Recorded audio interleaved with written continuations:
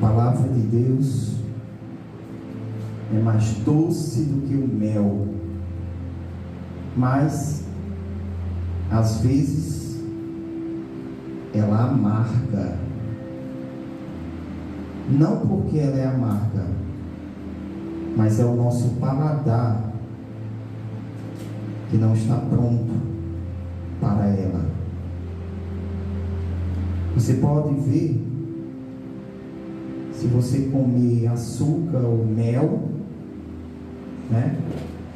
E você for tomar um suco que é feito também de açúcar, você não vai sentir tão doce, porque o seu paladar foi alterado ali, né?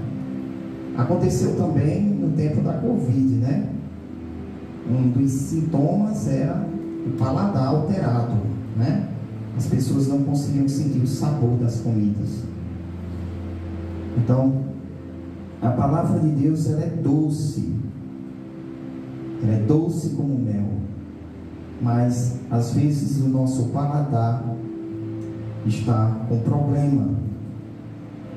Pitágoras, ele disse assim: purifica o teu coração antes de permitires que o amor entre nele. Por quê? Porque até o mel mais doce azeda em recipiente sujo. Então, às vezes o problema, ou melhor, sempre, o problema não está na palavra de Deus, está em quem está recebendo a palavra de Deus. Nós vemos isso também na parábola do semeador, né? Jesus deixou isso claro, que existem diferentes tipos de coração que reagem de formas diferentes à palavra de Deus. E o diabo, ele é mestre em enganar. Nós vemos aqui no relato de Gênesis, ele enganou Eva com a sua astúcia, e hoje ele está enganando muitas pessoas com a sua astúcia, inclusive pastores, pregadores, pessoas honestas, pessoas de família. O diabo engana através de suas ideologias, que tudo parece muito bonito, tudo parece muito bonito, é muito cativante. Eu vi ontem uma mulher defendendo os animais e parecia que ela ia chorar, porque dizia que era uma violência,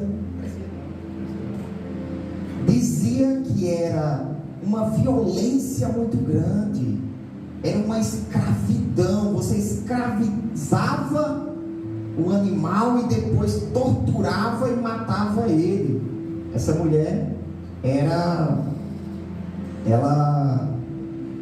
era, como é que chama mesmo? Eu esqueci a palavra agora, de uma pessoa que não come carne, vegana, né? Vegetariana.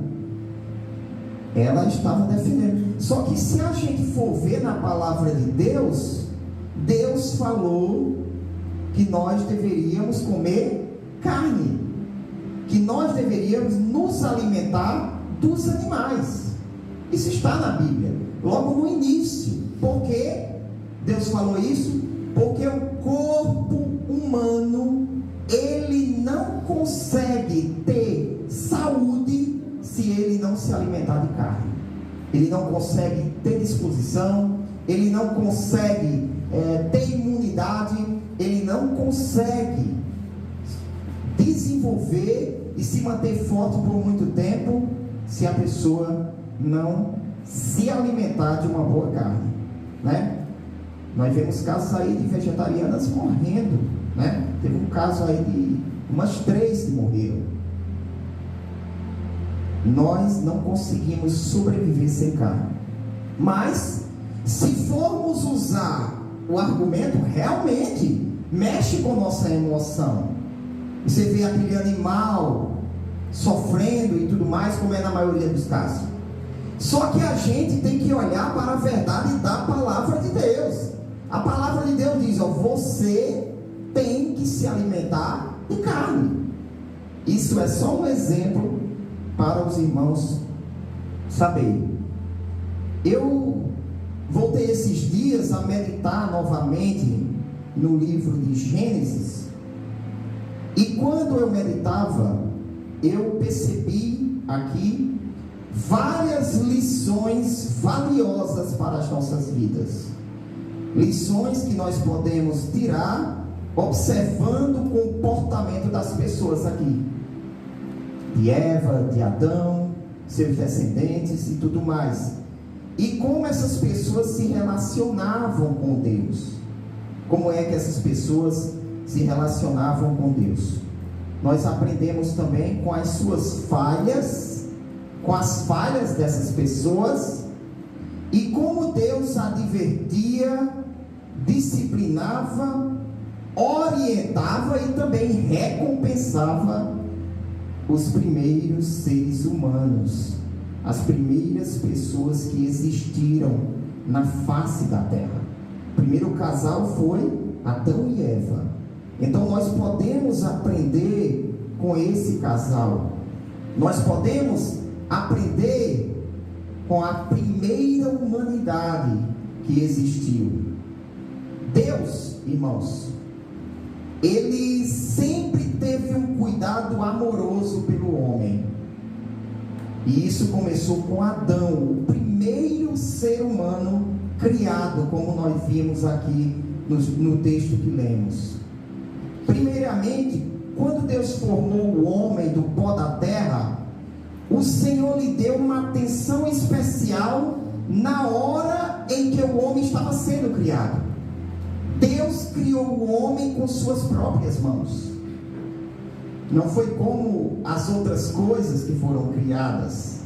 Deus, quando foi criar os corpos celestes, os animais, as plantas, os mares e tudo mais, Deus usou apenas a sua palavra. Haja isso, haja aquilo, se forme isso. Mas quando Deus foi criar o homem, Ele mesmo foi lá e moldou o homem do jeito que Ele queria, e depois soprou nas suas narinas, e o homem passou a respirar. Passou a respirar. Alma vivente significa isso. Um ser que respira. Um ser que respira.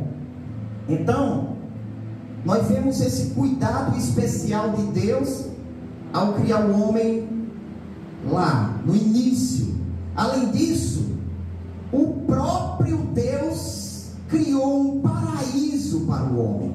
Um jardim maravilhoso numa região chamada Éden. Numa região chamada Éden. Por isso que é chamado de Jardim do Éden, né? Deus criou esse jardim, e esse jardim se tornou a casa do homem, o lugar onde o homem iria morar. E como se não bastasse, Deus fez brotar no jardim todo tipo de coisa bela e boa. Deus criou árvores ornamentais, árvores bonitas, como diz o texto, agradável à vista. Então, nós já aprendemos aqui algo interessante, que é o conceito de beleza. É o conceito de beleza. Tem gente que diz que a beleza é relativa. Não é. A beleza é beleza. O que está acontecendo hoje nas escolas, essas ideologias anticristãs, pessoas que não temem a Deus, estão tentando desconstruir o conceito de beleza. Estão tentando desconstruir o conceito de ordem, o conceito do que é belo, o conceito do que é bonito, o conceito do que é organizado, o conceito do que é ordenado. Nós vemos um exemplo nisso que acontece nas escolas, de cabelo maluco. Isso planta na mente da criança que aquela bagunça no cabelo aquele cabelo daquele jeito, é normal. É normal e é até bonito. Eu quero ver esses professores que fazem isso com nossas crianças, eles fazerem um cabelo desse neles e ficarem andando com esse cabelo no meio da rua, indo para os lugares com esse cabelo. Usam coisas divertidas, atrativas, para que a criança goste, ache divertido, e ali aquela criança vai crescendo, achando normal o que é feio, o que é desorganizado, o que é desordenado. Eu vejo às vezes jovens que eu digo, meu Deus, que presepada é essa no cabelo dessa pessoa? Que presepada, o cabelo, um negócio rosa aqui no meio, e o cabelo preto em volta. E eles acham bonito. Por quê? Porque treinaram a mente para achar bonito, para achar normal. Mas nós vemos no princípio que o próprio Deus criou árvores que são agradáveis à vista. Você olha e acha aquela árvore muito bonita. Você olha e sabe que ela é bonita. Quem disse a você que é bonita? Quem disse? Quem disse? Você sabe que é bonita. Da mesma forma, Deus criou árvores frutíferas que servem para comer. Deus criou a árvore da vida, que seria aquela árvore que o casal iria comer dela com frequência e viveria para sempre. Nunca iria morrer. Nunca iria morrer. E temos também uma árvore que servia para testar a fidelidade do casal, a lealdade do casal, que era a árvore do conhecimento do bem e do mal. Não existe amor verdadeiro se ele não for testado e aprovado. É fácil você viver numa ilha isolada com o seu marido ou a sua esposa e ela sempre permanecer com você. Eu quero ver quando o seu marido ou a sua esposa vai ter contato com outras pessoas. Eu quero ver se realmente vai ser fiel. Então, o amor verdadeiro, ele precisa ser testado e aprovado para que ele seja digno de confiança, para que ele realmente seja verdadeiro. Então Deus criou isso, uma atenção especial para o homem, criou um jardim maravilhoso com todo tipo de árvores belas, bonitas, né? Ainda criou uma fonte de água, e essa fonte jorrava do Éden e se dividia em 4 rios. Imagine você com uma propriedade bela, cheia de todo tipo de árvores e animais, e por dentro dela passando 4 rios. 4 rios que nunca se secavam. Deus criou isso para o homem, e lá era um lugar cheio de ouro e pedras preciosas. E ao finalizar essa criação, Deus olha para o homem e diz: tome conta de tudo, você será o meu mordomo, para cuidar do jardim e cultivá-lo. Desfrute da tranquilidade e das deliciosas frutas que criei. Só não coma desta árvore, para que não morra. Deus deu tudo ao homem, tudo. E só impôs uma coisa: não coma dessa árvore aqui. Não coma. Não coma. Que privilégio. Em terceiro lugar, Deus notou que o homem estava só. E Deus disse: não é bom que o homem esteja só. Deus decidiu criar uma mulher, uma ajudadora ideal para complementar o homem. Era como se tivesse faltando um pedaço no homem. Deus cria a mulher para complementar o homem, e da costela de Adão ele cria a mulher. Ele tira uma costela de Adão sem Adão sentir nenhuma dor, porque estava dormindo num sono profundo, anestesiado. Deus tira a costela, Deus fecha o lugar e chega e apresenta aquela mulher para o homem. Mais um presente para Adão. Quantos não sofrem hoje para encontrar uma boa mulher? Quantos não sofrem hoje? Eu sofri muito para encontrar uma boa esposa.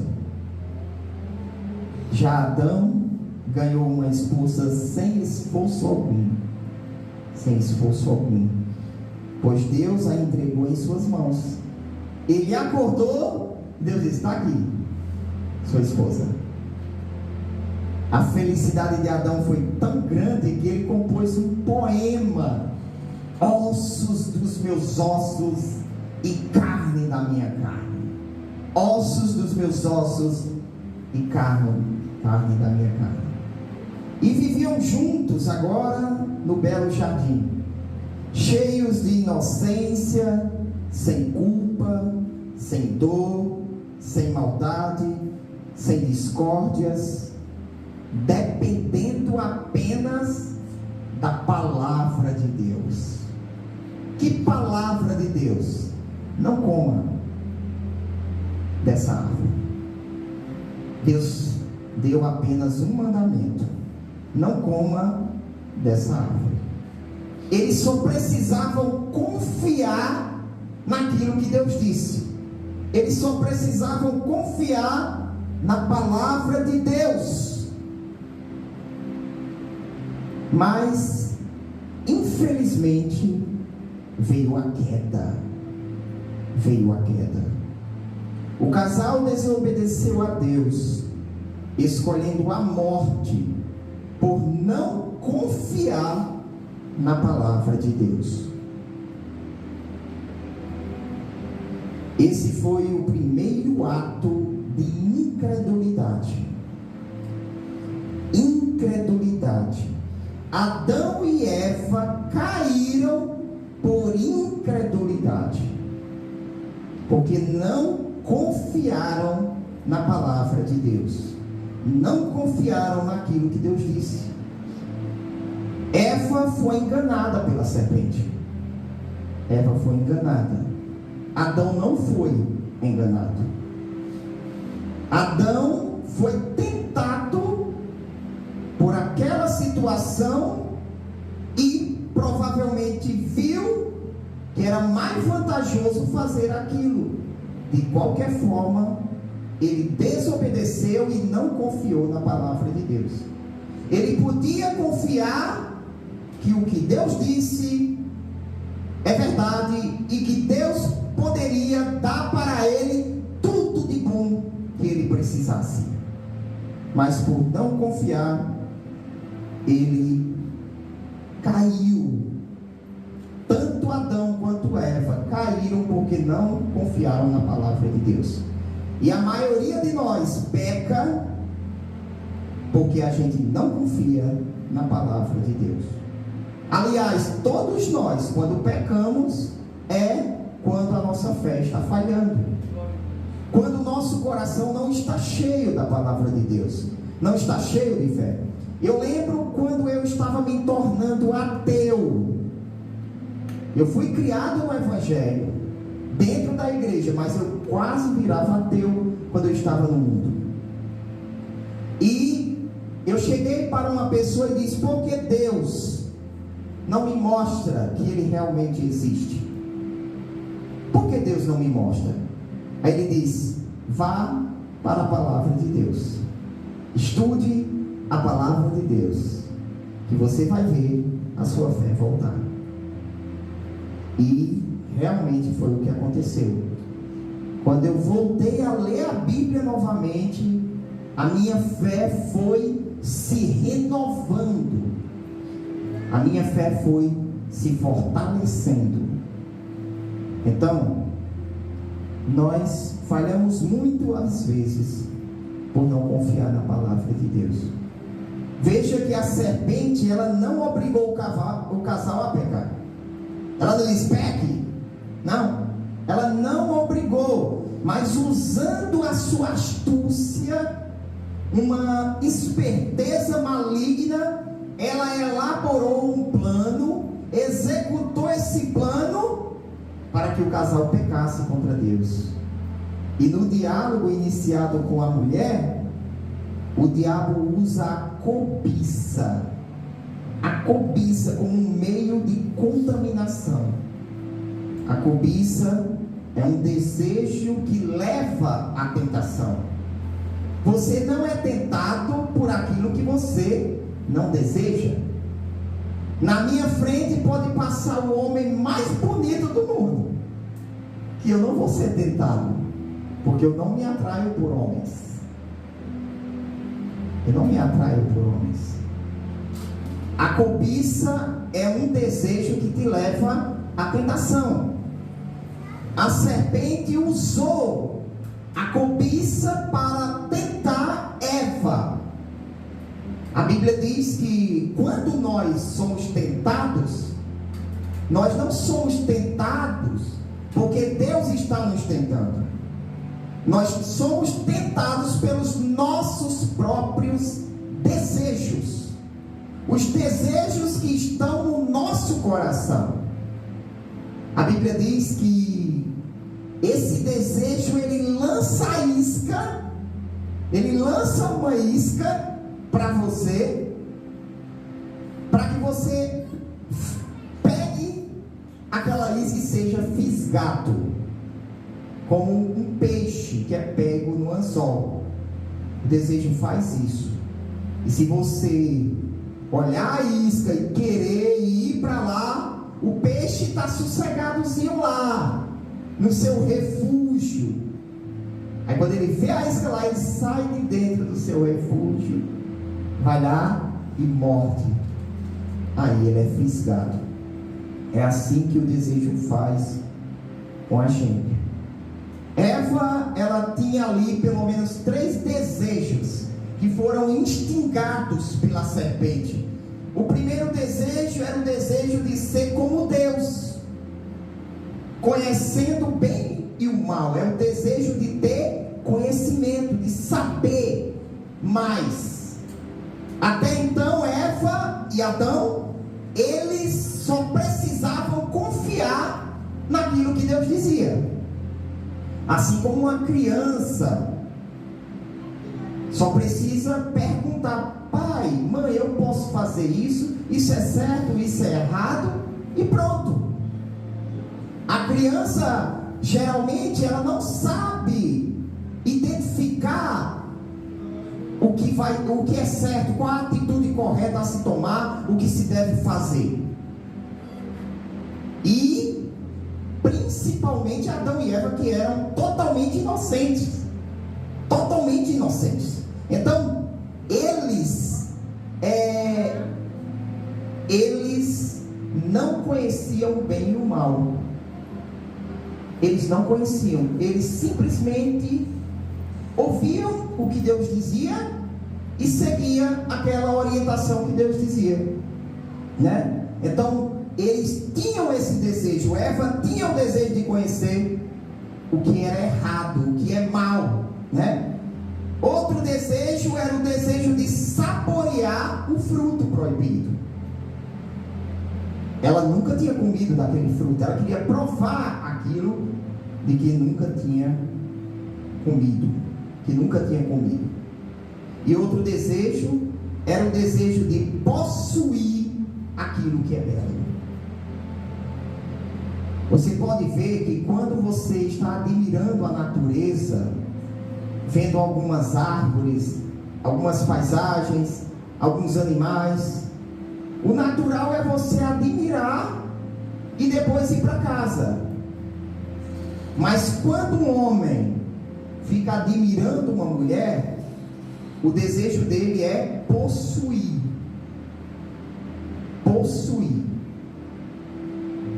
E quando você deseja possuir aquilo que Deus não te deu, isso é pecado. E foi o que aconteceu com Eva. E ela foi tentada nisso. E olhe que o diabo conseguiu derrubar Adão também. Usou Eva para derrubar Adão. Através de Eva, ele chegou em Adão. Eva foi ali a fraqueza de Adão. A fraqueza de Adão, como nós vemos lá no texto bíblico. A Bíblia deixa claro que a mulher não pode governar por causa disso. A mulher, ela não pode liderar sobre o homem. Ela tem que ser submissa ao homem. É isso que a palavra de Deus ensina. Aceitando aquilo que o homem decidir, contanto que isso não seja algo pecaminoso. Veja o que diz em 1 Timóteo 2, a partir do versículo 11. Para você ver que Deus vai usar o argumento da criação e da queda. Deus, através de Paulo, argumenta que a mulher, ela não pode ensinar a igreja, nem muito menos liderar e ser pastora na igreja. Ela não pode liderar sobre homens. E isso daqui é um ensinamento bíblico, embora as pessoas vejam isso de outra forma, como algo ofensivo para a mulher. Mas não é. É a verdade bíblica. É o papel que Deus escolheu para ela. Deus não escolheu uma mulher para ser pastora. Deus não escolheu uma mulher para liderar sobre o homem. Deus não escolheu isso. Veja, a mulher aprenda em silêncio com toda a sujeição. Continua o próximo texto. Não permito, porém, que a mulher ensine, nem use de autoridade sobre o marido, mas que esteja em silêncio. Veja o próximo. Porque primeiro foi formado Adão, depois Eva. Esse é o primeiro argumento de Paulo. Quem foi criado primeiro? O homem. O homem foi criado primeiro, depois a mulher. Então Paulo diz, olha, Deus quis dizer alguma coisa com isso.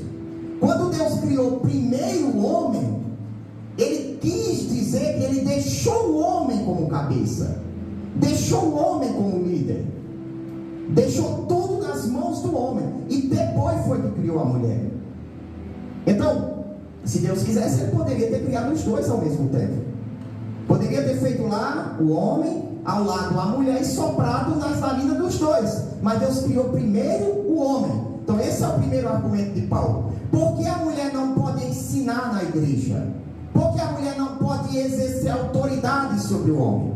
E ser pastora é exercer autoridade. Por que ela não pode? Porque primeiro foi criado o homem, depois a mulher.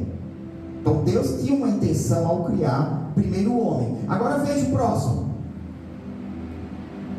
E Adão não foi enganado, mas a mulher, sendo enganada, caiu em transgressão, caiu em pecado. Paulo diz, olha, o homem tem que liderar, o homem tem que governar, o homem tem que ser o líder, e a mulher é sujeita ao homem. Por quê? Porque primeiro foi criado o homem. Então, se Deus criou primeiro o homem, Deus deu o papel de liderar ao homem. E depois ele diz, e também, quando foram tentados pela serpente, quem foi enganada foi a mulher. O homem não foi enganado. O homem pecou por fraqueza. Fraqueza, ele cedeu ao gosto da sua mulher. Ele pecou por ceder à mulher. Veja o que diz Gênesis 3:17. Veja, quando Deus repreende Adão por ter pecado, por ter comido do fruto, olha o que ele diz. E Adão disse, porquanto deste ouvidos à voz de tua mulher.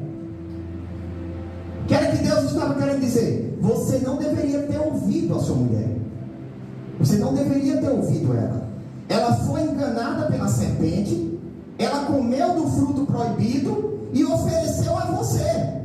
Você deveria ter repreendido ela e não ter dado ouvidos.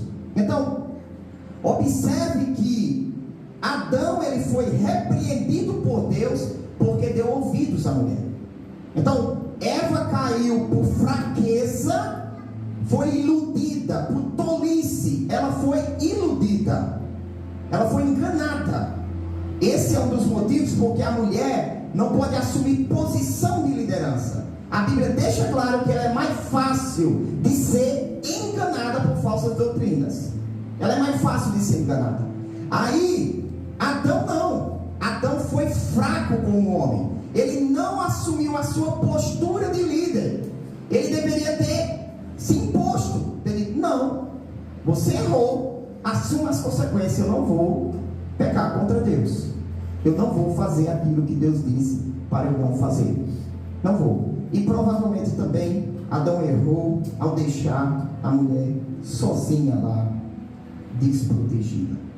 E você pode ver também que quando a Bíblia vai dizer sobre as qualidades de um pastor, ela diz que, lá em 1 Timóteo 3:4, ela diz que o pastor, a Bíblia diz que o pastor tem que governar bem a sua própria casa.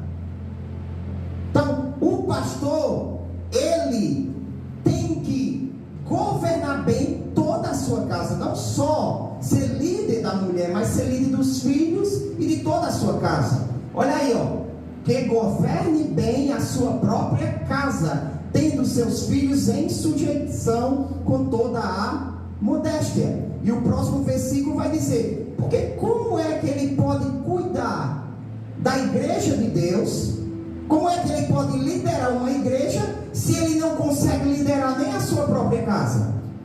Então esse é o argumento que Paulo utiliza aí. Como é que alguém que não sabe governar a sua própria casa terá cuidado da igreja de Deus?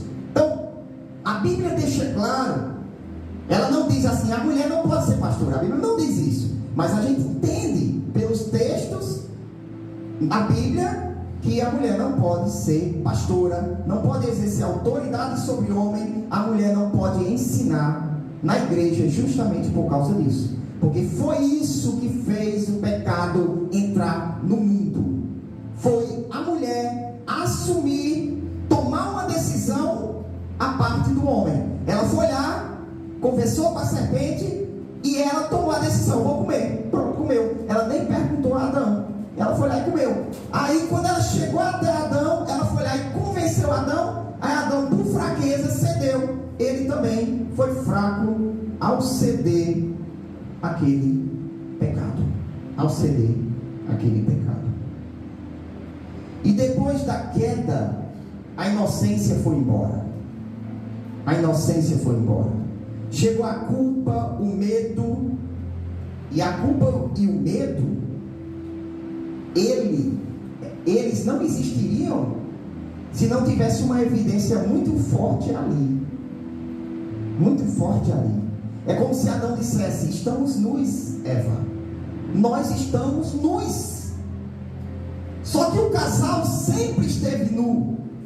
Sempre, só que eles não percebiam. A Bíblia diz que eles não percebiam. Essa é a prova material do crime. Imagine um crime, uma pessoa que agrediu, abusou de uma mulher, e essa mulher azunhou essa pessoa. E debaixo das unhas ficou parte da pele do assassino. Aí aqueles que investigam vão lá, olham aquela parte da pele debaixo das unhas da vítima, analisa o DNA do suposto assassino e consegue comprovar que era ele ou não, porque tem uma prova ali material. Então, Deus, quando o casal pecou, Deus fez com que o casal enxergasse sua nudez. O casal antes não percebia que estava nu. Não percebia. Quando eles pecaram, eles viram que estavam nu e já se esconderam, já fugiram, já ficaram com medo. Ali estava a prova material do crime deles. Eles eles próprios tinham essa consciência de pecado. Surgiu ali a consciência de pecado. E por isso que o casal, ele fugiu, ele se escondeu ao ouvir a voz de Deus. E outra lição que a gente aprende aqui é que, para tentar amenizar a situação, o que foi que Adão e Eva fizeram? Eles pegaram folhas de figueira, que são folhas grandes, e fizeram aventais para eles. Vocês sabem o que é um avental? Só tampando aquelas partes que não devem mostrar. Pelo menos era isso que eles pensavam, né? Eles fizeram para si aventais, como uma forma desesperada de resolver o problema por esforço próprio. Resolver o problema por esforço próprio. Uma solução falha. Por quê? Porque era fruto de uma mente caída. Uma pessoa que é pecadora, ela não consegue trazer uma solução perfeita para um determinado problema. Não consegue, se Deus não revelar como resolver aquele problema. O casal, ele tentou resolver o problema da nudez, mas a Bíblia diz que Deus não aceitou eles se vestirem com folhas de figueira, porque eles não estavam bem vestidos. Não estavam bem vestidos. Veja como é interessante que o casal sempre esteve nu, mas quando eles perceberam que estavam nus, eles tentaram se cobrir. Por quê? Quem disse para eles que aquilo era errado? Consciência moral. A lei moral plantada no coração do homem. No momento que o casal pecou, Deus plantou a sua lei moral no coração do casal. E a partir dali, toda pessoa que nasce, ela nasce com essa lei moral no seu coração, como dizem Romanos, sabendo, mesmo que de forma distorcida, mesmo que de forma embaçada, sabendo que é errado. Sabendo que é errado. Nós vemos exemplos de tribos que vivem distantes, isoladas, que nunca tiveram uma Bíblia, mas essas tribos, elas sabem que é errado matar, que é errado roubar, que é errado trair. Por quê? Quem ensinou? Deus plantou a sua lei no coração dessas pessoas. E a nudez mostrava isso. Mostrava, você pecou, você pecou. E além disso, a vergonha que eles sentiram por estarem nus mostrava que existia pecado associado à nudez. E nós sabemos que é o pecado da imoralidade sexual. Hoje parece que vale tudo. Nós vemos um exemplo na medicina. Muitas mulheres que poderiam ter a opção de se consultar com uma médica, né, do mesmo sexo, procuram homens e se expõem. Eu já vi casos de crentes, mulheres crentes, que mais de 10 médicos fez um toque nela quando ela estava grávida. Estagiários, aqueles que estavam fazendo, ainda se preparando para serem médicos, usou ela como uma forma de treinar, para treinar o toque. E eles usam isso como desculpa, diz assim, né? Profissionalismo, como se o homem, por ser médico, ali foi eliminado o desejo dele, ele não sente mais nada. Nós vemos casos de médico que abusava de suas pacientes.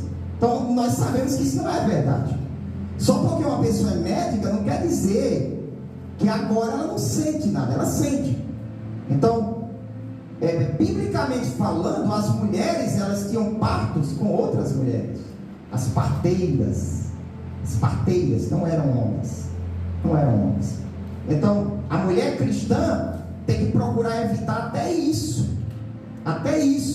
tentar até onde ela pode, apesar de que hoje está muito difícil para a mulher se livrar disso, né? E existem situações que ela se vê obrigada, né, a deixar um homem vê-la daquele jeito. Por isso que as mulheres solteiras ou casadas, elas devem ser cuidadosas ao se vestirem. O avental que Adão e Eva vestiu, os aventais, pode ser comparado hoje a mini saias, saias curtinhas, a cropped, né? A biquínis, porque parece que o biquíni, a mulher não pode sair no meio da rua de calcinha e sutiã. Por quê? Não, isso aí é escandaloso, sair de calcinha e sutiã. Mas ela pode sair de biquíni na praia. Qual é a diferença do biquíni para calcinha e sutiã? O tipo de pano. Só isso. Não faz nenhuma diferença. Só o tipo de pano. Veja como o diabo engana as pessoas. Veja aí, aliás, Gênesis 3:21. Deve evitar shortinhos, roupas curtas, roupas que marcam no corpo, que provocam desejos impuros nos homens e talvez em outras mulheres também, porque hoje existe essa perversão de uma mulher se atrair por outra mulher. Olha o que Deus fez quando o casal caiu e fez roupas de folhas de figueira, aventais. É como se fossem shortinhos, mini saia, cropped, essas roupas curtas. E fez o Senhor Deus a Adão e a sua mulher túnicas de pele de animal. Túnicas eram um vestidão para cobrir todo o corpo. Deus fez para o casal uma roupa que cobrisse todo o seu corpo. Deus disse: não é só aqui nem embaixo que deve ser coberto, é tudo que deve ser coberto. Então veja a rigidez, como Deus foi rigoroso com relação a isso. E se Deus foi rigoroso com o primeiro casal, o mundo ainda não tinha se contaminado tanto. Imagina hoje, irmãos. Se Deus foi rigoroso naquele tempo, imagina hoje. Porque hoje tem tantas traições? Porque hoje tem tantas trocas de maridos, de mulheres? Existem pesquisas que mostram que as mulheres hoje, elas traem mais do que os homens. Mais do que os homens. Agora, por que existe isso? Por quê? Por causa da nudez. Você pode perceber que até Caim, que matou Abel, é muito provável, a Bíblia deixa claro, que ele se casou com uma mulher e ficou com ela. Ele não pegou duas mulheres, ele não pegou três. No princípio, por quê? Porque existia esse padrão de pureza, de moralidade, das pessoas se vestirem, não ficarem expondo seus corpos. E isso evitava muito a imoralidade. Isso barrava muito a imoralidade. Depois que o casal caiu, aí veio a sentença de Deus. A serpente foi amaldiçoada e ela teria a sua cabeça esmagada por Jesus Cristo. Aqui Deus estava falando do diabo, que seria derrotado na cruz por Jesus Cristo. A primeira vez que o Evangelho foi citado na Bíblia foi nesse texto. Deus diz que a semente da mulher vai esmagar a cabeça da serpente. A mulher agora iria sentir fortes dores de parto. Fortes dores. E o texto ainda diz que ela teria o desejo de controlar, mas ela seria controlada. Quem vê isso hoje? Mulheres querendo controlar.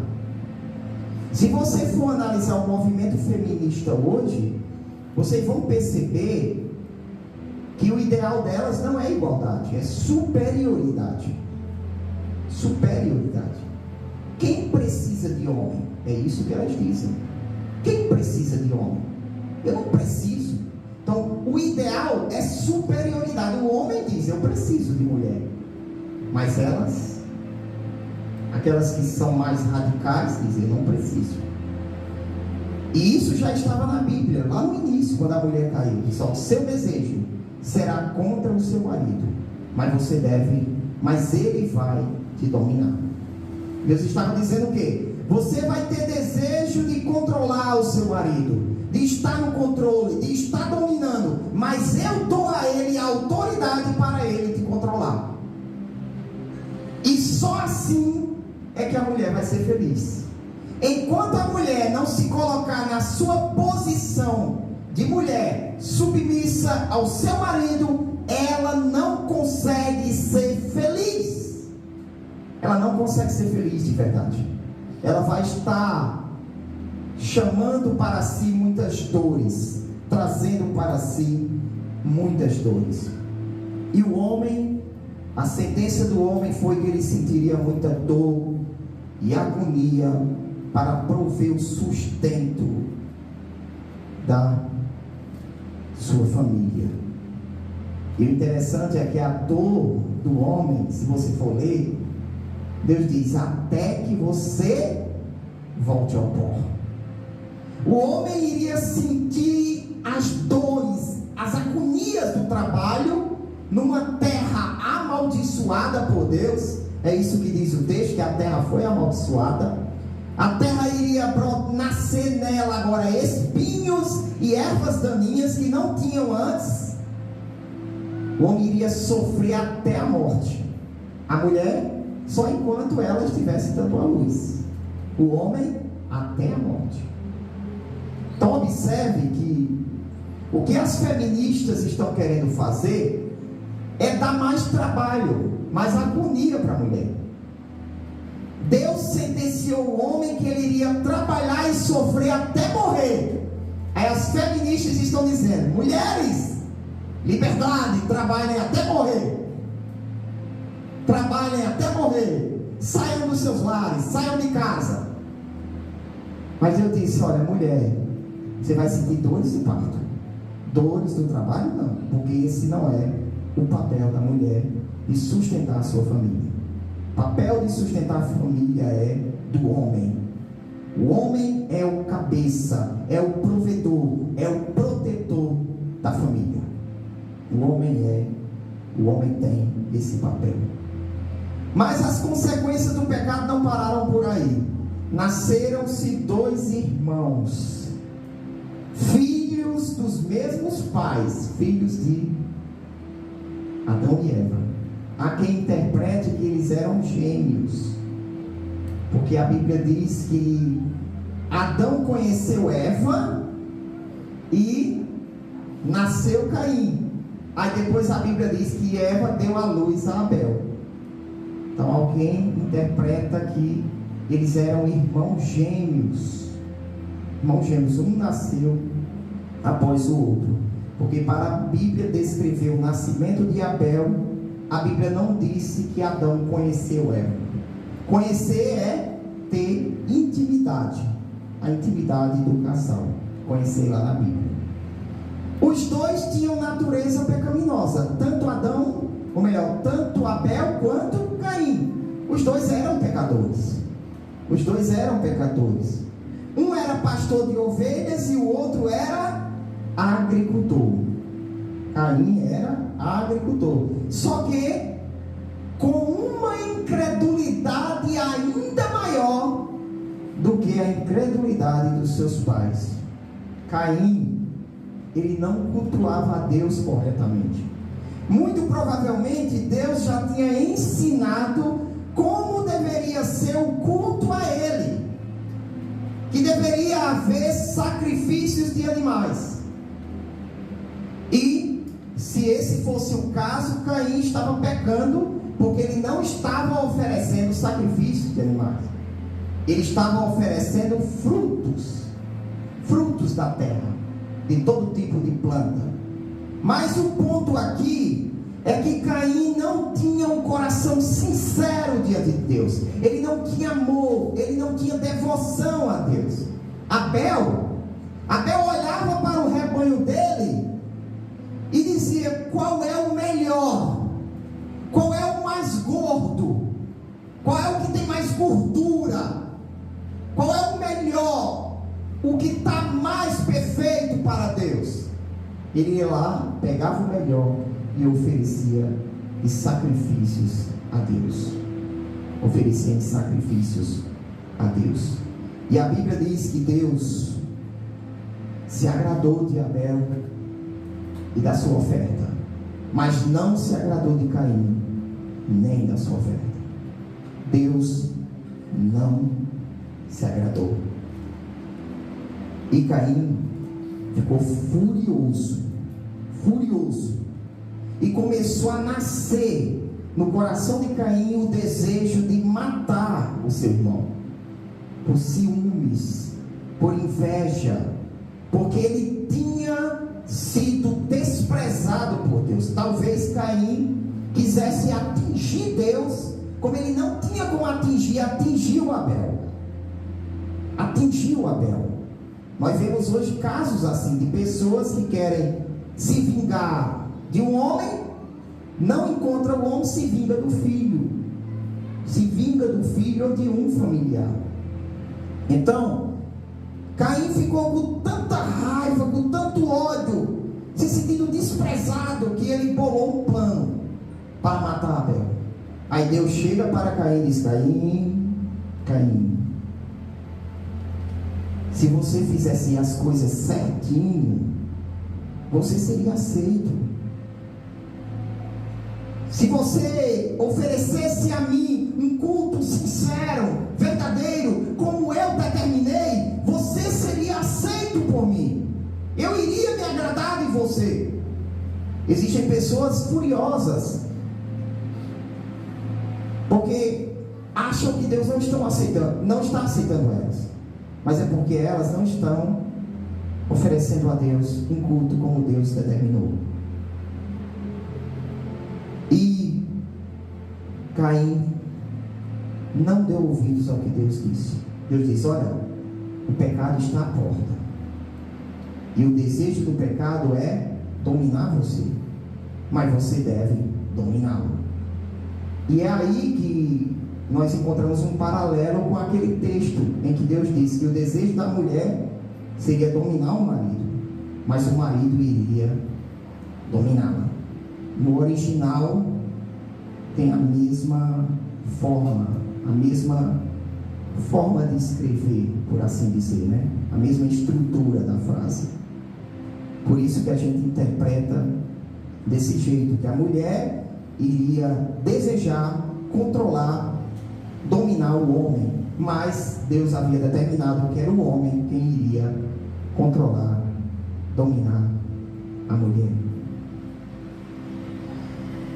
Aí Deus, conhecendo o coração de Caim, sabendo que ele não iria se arrepender, Deus aplica a sua justiça mais uma vez. Deus amaldiçoou Caim. Você é maldito agora. Uma pessoa amaldiçoada é uma pessoa que tudo que ela toca dá errado, tudo que ela fala dá errado. Foi isso que aconteceu com Caim. Deus amaldiçoou o fruto do seu trabalho. Tudo que ele trocasse seria amaldiçoado. Tudo. Ele foi expulso da presença de Deus. Se a gente for ler, analisar o texto, parece que quando o casal saiu do jardim, eles foram para uma região, e essa região era próspera. Era uma região que era muito próspera e era uma região onde as pessoas tinham contato com Deus. O casal tinha contato com Deus, seus filhos tinham contato com Deus. E parece que quando Caim pecou, ele foi expulso desse lugar abençoado, debaixo da proteção de Deus, um lugar onde tinha influência de pessoas de Deus, de homens de Deus. Então ele foi expulso. Por isso que ele diz: agora o Senhor me lança da sua presença, me lança desta terra. Então parece que foi isso que aconteceu. E fica aqui uma lição para nós: tomar cuidado para não se irritar com as pessoas e daí vir uma terrível consequência. A pessoa irada não faz o que Deus aprova. Tome cuidado com a raiva, tome cuidado com a ira. E o interessante aqui, isso serve para nós que somos pais. Nós que somos pais. As consequências do pecado de Caim afetaram os seus descendentes. Afetaram os seus descendentes. Por quê?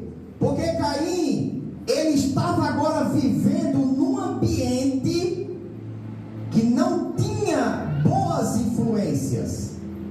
Ele foi expulso de um lugar onde as pessoas cultuavam a Deus, onde as pessoas falavam de Deus, onde as pessoas demonstravam temor a Deus.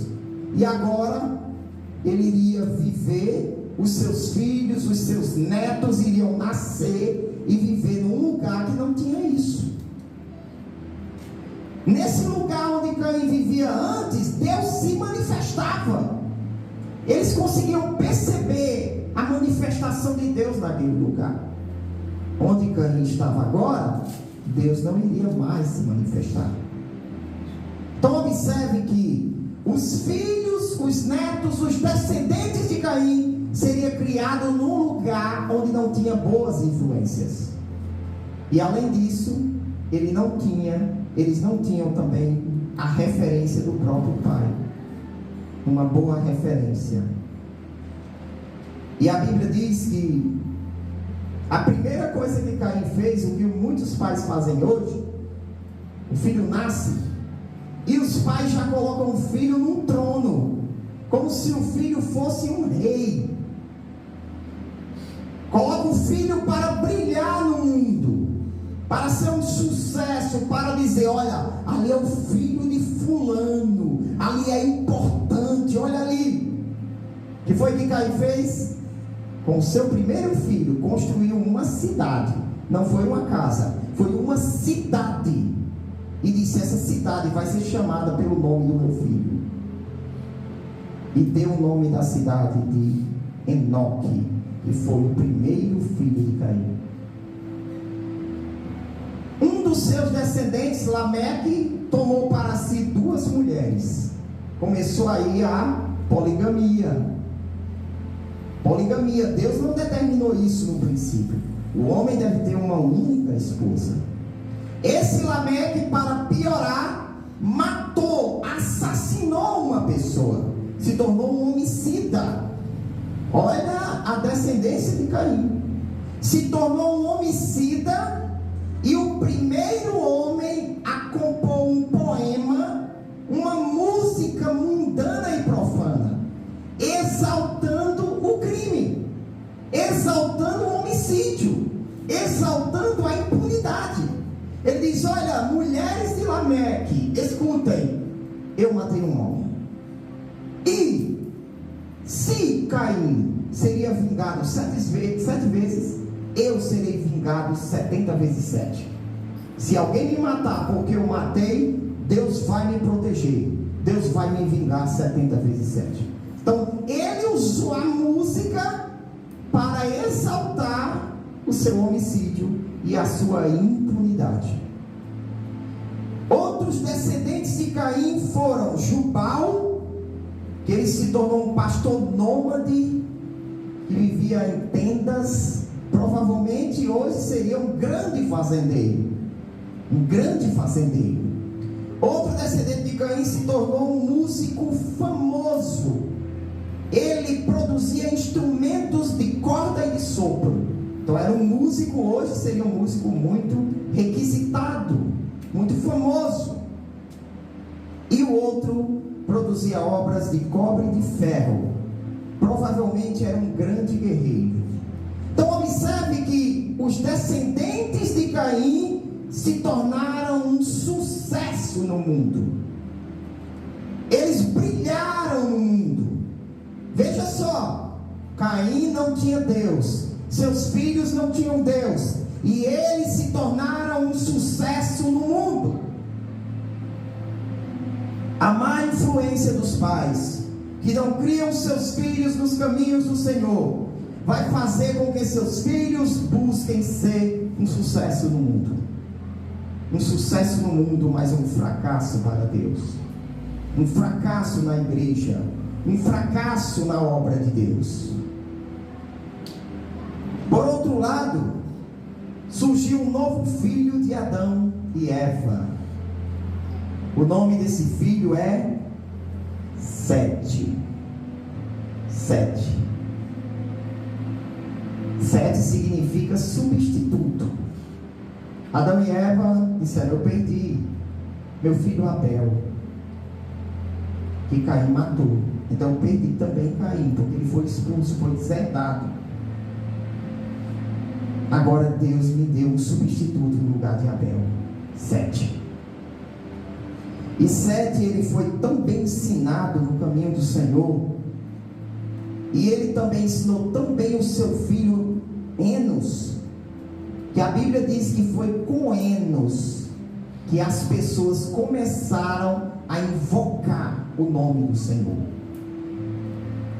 Enos se tornou um grande líder espiritual, que influenciava as pessoas da sua época para adorar a Deus.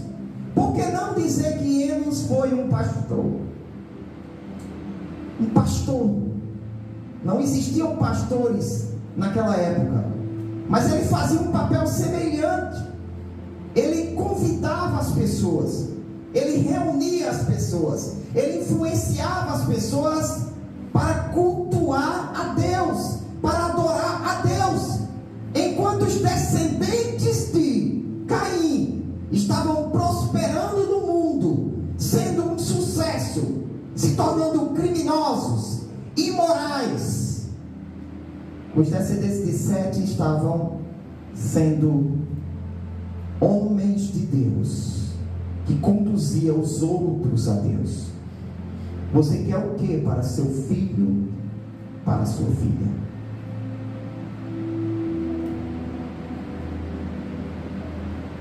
A orientação bíblica é que você seja muito dedicado na forma de criar seus filhos.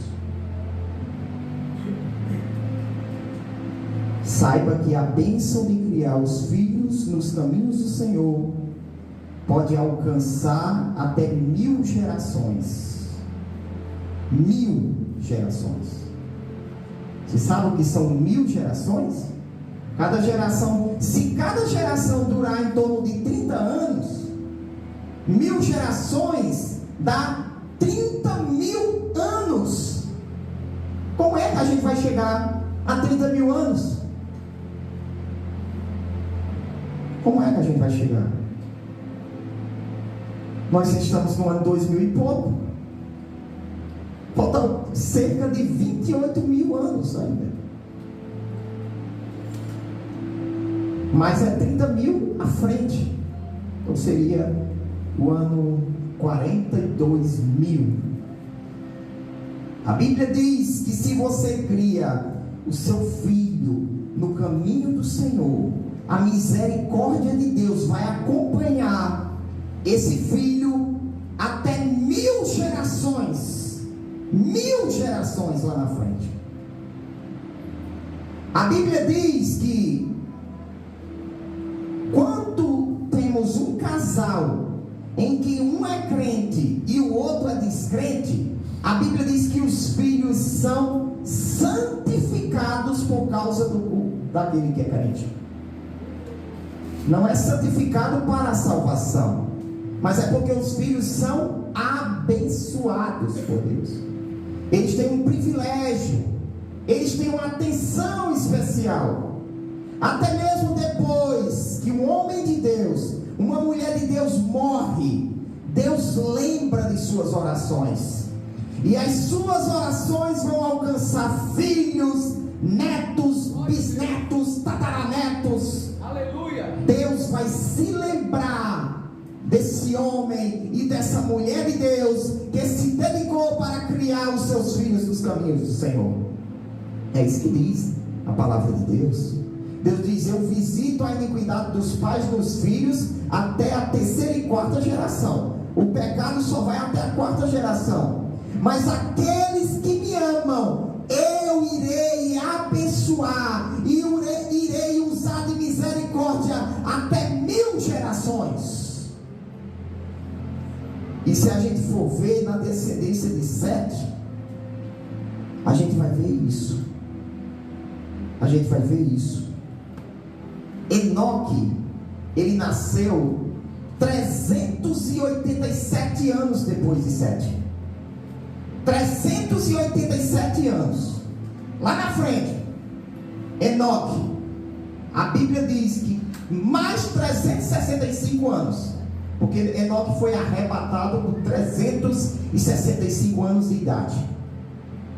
Então, se passaram mais de 700 anos, e Deus foi lá e levou para o céu, sem provar a morte, um descendente de Sete.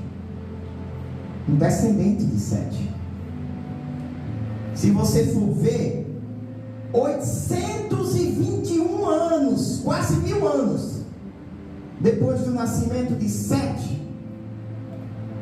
ou melhor, depois do nascimento do primeiro filho de Sete, nasce Noé. E a Bíblia diz que ele era um pregador da justiça.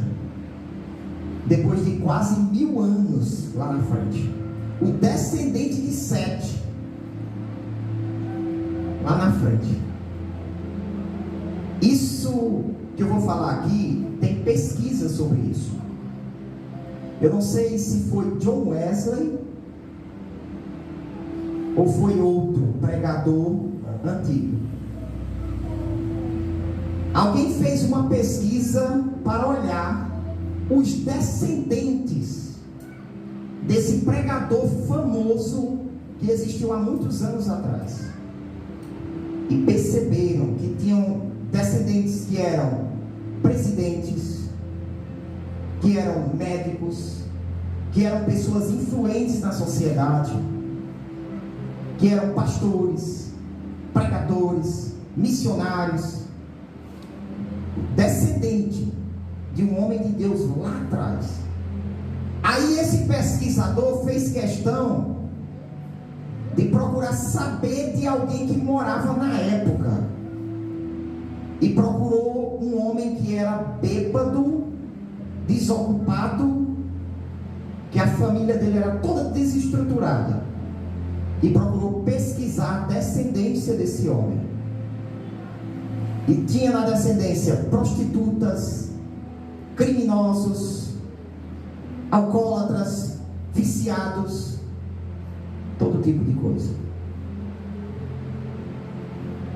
A boa influência de um pai e de uma mãe que teme ao Senhor vai alcançar as gerações futuras. Vai alcançar as gerações futuras.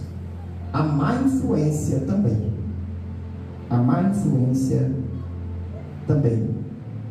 Então, nós não tivemos tempo de examinar muitos textos, mas os irmãos podem analisar.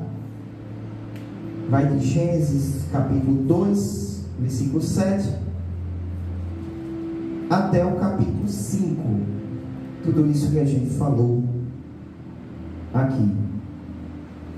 E que você possa aprender com essas pessoas, com os homens de Deus, com os acertos, com os erros, e ver como Deus trata aquele que se distancia da sua presença. Tenha o seu coração dedicado ao Senhor.